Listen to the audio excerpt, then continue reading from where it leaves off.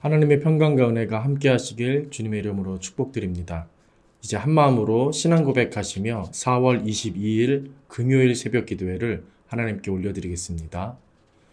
나는 전능하신 아버지 하나님 천지의 창조주를 믿습니다. 나는 그의 유일하신 아들 우리 주 예수 그리스도를 믿습니다. 그는 성령으로 잉태되어 동정녀 마리아에게서 나시고 본디오 빌라도에게 고난을 받아 십자가에 못 박혀 죽으시고 장사된 지 사흘 만에 죽은 자 가운데서 다시 살아나셨으며 하늘에 오르시어 전능하신 아버지 하나님 우편에 앉아 계시다가 거기로부터 살아있는 자와 죽은 자를 심판하러 오십니다. 나는 성령을 믿으며 거룩한 공교회와 성도의 교제와 죄를 용서받는 것과 몸의 부활과 영생을 믿습니다. 아멘. 하나님, 오늘 더욱 주를 사랑하며 주의 능력과 은혜에 사로잡히는 하루가 되게 하옵소서. 예수님의 이름으로 기도드립니다. 아멘. 하나님 말씀 보시겠습니다. 구약성경 열왕기상 13장 1절에서 10절까지 말씀입니다. 열왕기상 13장 1절에서 10절까지 말씀 봉독해 드립니다. 보라, 그때에 하나님의 사람이 여호와의 말씀으로 말미암아 유다에서부터 베델에 이르니 마침 여로보암이 제단 곁에 서서 분향하는지라. 하나님의 사람이 제단을 향하여 여호와의 말씀으로 외쳐 이르되, 제단아 제단아, 여호와께서 이와 같이 말씀하시기를 다윗의 집에 요시야라 이름하는 아들을 낳으리니 그가 내 위에 분향하는 산당 제사장을 내 위에서 제물로 바칠 것이요 또 사람의 뼈를 내 위에서 사르리라 하셨느니라 하고, 그날에 그가 징조를 들어 이르되, 이는 여호와께서 말씀하신 징조라. 제단이 갈라지며 그 위에 있는 재가 쏟아지리라 하매, 여로보암 왕이 하나님의 사람이 베델에 있는 제단을 향하여 외쳐 말함을 들을 때에 제단에서 손을 펴며 그를 잡으라 하더라. 그를 향하여 편 손이 말라 다시 거두지 못하며 하나님의 사람이 여호와의 말씀으로 보인 징조대로 제단이 갈라지며 재가 제단에서 쏟아진지라. 왕이 하나님의 사람에게 말하여 이르되, 청하건대 너는 나를 위하여 내 하나님 여호와께 은혜를 구하여 내 손이 다시 성하게 기도하라. 하나님의 사람이 여호와께 은혜를 구하니 왕의 손이 다시 성하도록 전과 같이 되니라. 왕이 하나님의 사람에게 이르되, 나와 함께 집에 가서 쉬라. 내가 네게 예물을 주리라.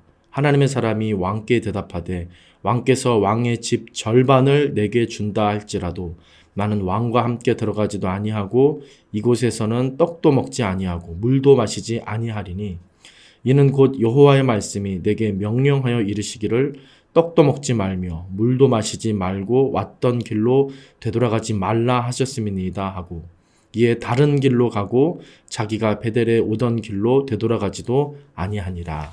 아멘. 이제 다시 한번 말씀을 읽으시며 깊이 있게 개인적으로 좀 더 묵상하시는 시간을 갖도록 하겠습니다.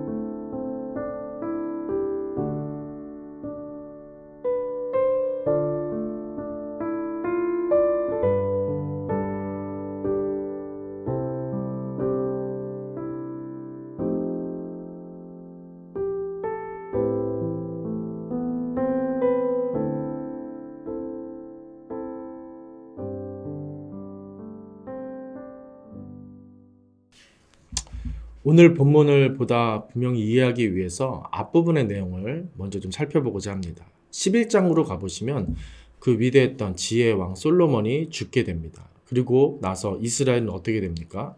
남과 북 왕국으로 나뉘게 됩니다. 그리고 오늘 본문은 북쪽 왕국을 건설한 북이스라엘 초대왕 여로보암의 초기 시대의 이야기가 소개되고 있는 것입니다. 오늘 본문을 좀 더 구체적으로 보기 위해 바로 앞에 있는 12장 하단 부분을 먼저 좀 살펴보고자 합니다. 여로보암이 북왕국을 안정적으로 다스리기 위해서 그가 정치적인 묘수를 여러 가지 그렇게 나타냈었는데 그것이 소개됩니다.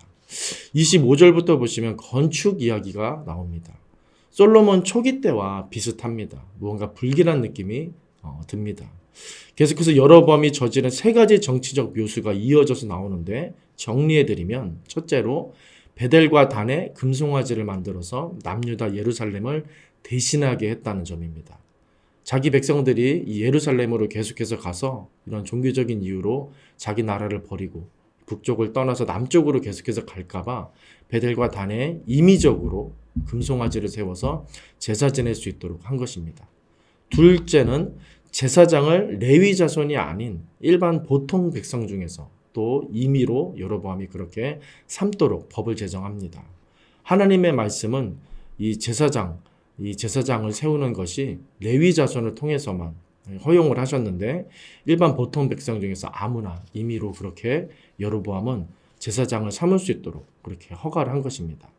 세 번째는 남유다의 절기와 비슷하게 이스라엘 전통 절기일 텐데 이것과 비슷하게 뭔가 좀 자기 북쪽은 차별화된 절기를 나름대로 또 제정을 하는 묘수를 부립니다.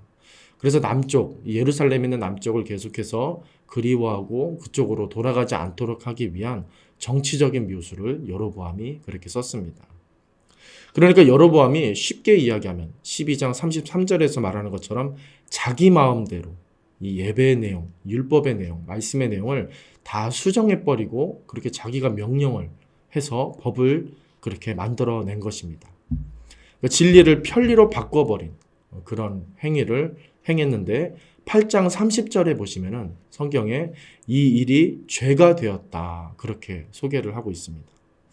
말씀을 따르던 이스라엘이 이제 어떻게 된 것입니까? 자기 마음을 따르는 이스라엘로 바뀌는 시점이 본격적인 그 시점이 된 것입니다.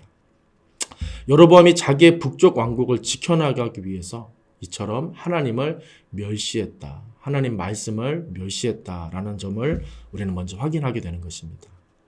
그리고 이어지는 13장 오늘 본문이 됩니다.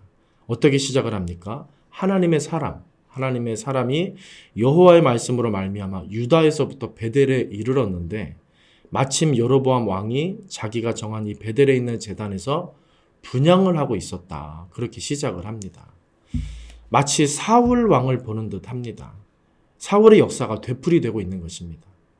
그리고 이어지는 2절에 하나님의 사람이 어떤 외치는 일이 있는데 뭐라고 외치냐면 요시아라는 왕이 이제 나와서 네가 분향하는 산당 제사장을 제물로 바칠 것이다. 그런 어마어마한 저주와 같은 선포, 외침을 하게 됩니다. 이 내용은 300년 후에 실제로 일어날 일이 됩니다. 요시아 왕은 여러분도 잘 아시는 것처럼 다윗 이후에 최고의 종교 개혁자가 됩니다. 하나님은 여로보암의 범죄를 이처럼 좌시하지 않으셨던 것입니다. 그런데 어떻습니까? 한편으로는 그와 북왕국에 300년이라는 이 유예 기간을, 이 기회를 주신 것이 되는 것입니다. 그리고 이어지는 3절, 오늘 본문 3절을 보니까 하나님의 사람은 또 한 가지 선포를 하는데 지금 여로보암의 제단이 갈라져서 재가 쏟아질 것이다. 그렇게 외치게 됩니다. 그러자 여로보암은 4절에서 화가 잔뜩 나가지고 하나님의 이 사람을 가리켜서 저놈 잡아라. 그렇게 소리치는데 어떻게 됩니까? 그 손이 말라서 굳어버립니다. 그리고 5절에 보니까 정말 하나님의 사람 말대로 제단이 갈라지고 재가 쏟아져 버리는 일이 일어나게 됩니다. 무슨 뜻이겠습니까? 여로보암의 말대로 여로보암의 힘과 권력대로 되지 않고 하나님의 말씀대로 하나님의 뜻대로 되었다라는 것을 이 북왕국 시작 시점에서 하나님은 우리에게 말씀해 주고 계신 것입니다. 그리고 나서 마지막에 나오는 이야기를 보겠습니다. 여로보암이 이제 사태를 파악을 합니다. 그래서 더 이상 힘을 쓰지 않고 이 하나님의 사람에게 부드럽게 부탁을 하는데 자기 손을 낮게 해달라는 것입니다. 그러자 하나님의 사람이 낮게 기도해 줍니다. 그리고 나서 이어지는 여로보암의 모습이 어떻습니까? 이 하나님의 사람에게 자기 예물을 많이 주겠으니까 자기 집에 같이 가자. 그래서 같이 쉬자. 그렇게 제안을, 유혹을 합니다. 그러자 하나님의 사람이 뭐라고 말합니까? 왕의 집의 절반을 준다 해도 나는 절대 가지 않을 것이다. 왕의 집에서 왕이 주는 떡도 먹지 않고 물도 절대 마시지 않을 거다라고 말을 합니다. 그 이유가 9절에 나오는데 뭐라고 합니까? 이는 곧 여호와의 말씀이, 이것이 중요합니다. 여호와의 말씀이 내게 명령하여 이르셨다는 것입니다. 하나님의 뜻이기 때문이다. 이렇게 말하는 것입니다. 그렇게 하나님의 사람은 여로보암에게서 떠나 하나님 말씀대로 다른 길로 갔다라고 말을 하며 오늘 본문이 끝이 납니다. 사람의 힘대로, 사람의 권력과 말대로 되는 듯 보였지만 사실은 어떻게 되었습니까? 하나님 말씀대로 이루어지고 있음을 우리가 분명하게 보게 되는 것입니다. 북쪽 왕국 전체를 좌지우지했던 이 여로보암, 이 대단한 왕이 하나님의 사람, 이 단 한 사람을 감당하지 못하는 모습을 우리는 똑똑히 보게 되는 것입니다.